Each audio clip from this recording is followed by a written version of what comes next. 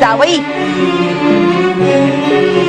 तसही जर तो भक्त एवढाच दुःखात आहे तर सांगा तुमच्या स्वामींना, म्हणावं काहीतरी जादू करून संपून टाक त्याचे दुःख एकदाचे.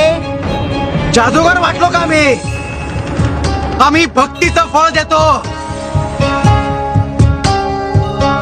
सोळ्या सांग तिला, माणसाला त्याचे भोग भोगूनच संपवावे लागतात, ते टाळता येत नाही. कारण तो त्याच्या कर्माचा हिशोब असतो.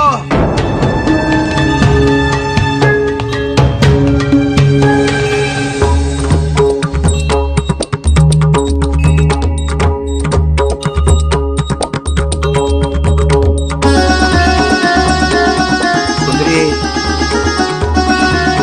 बाळा तू तुझ्या मनाशी आणि हेतूशी प्रामाणिक राहा.